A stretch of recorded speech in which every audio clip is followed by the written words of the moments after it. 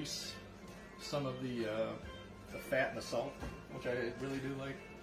Speaking of prosciutto, I put prosciutto under my mozzarella, and the reason I do that, it renders better. It won't get so dry, but it will render some of that aged fat and salt out into the sauce.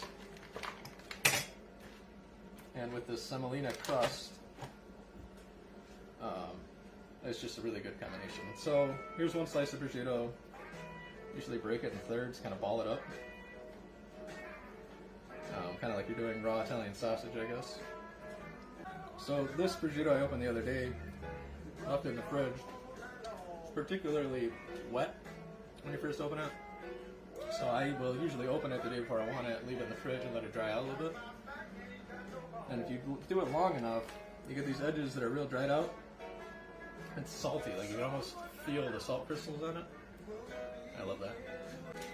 If you are just joining me, some of the news that I had to release today is that I'm going to be starting a video podcast where I'm going to cook for guests while we chat about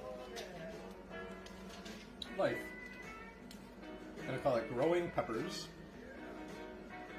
So look for the Growing Peppers video podcast. I am not a tech person, so I'm going to source some help for that.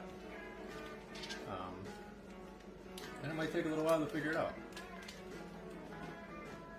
But we used to do a lot of catering and festivals, and ran a hot dog cart and a Cajun tent, food tent.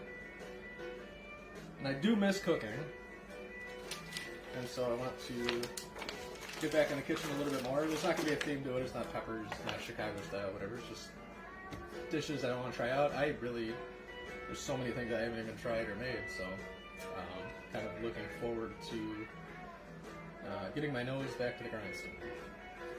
Every now and again, shake your pizza on the peel, make sure it's loose. In the book, I go through the toppings and what you would put under cheese and what you put on top of the cheese. Prosciutto, I like under the cheese.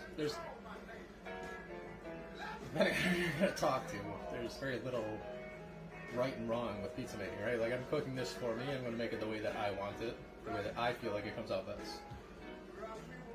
So I put the prosciutto under the cheese because I like that salt and that aged fat to render out. So we have crushed tomatoes, pecorino romano, prosciutto,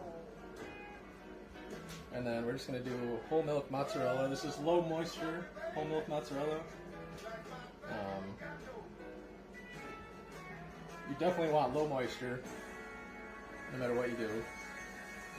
Depending on what part of the country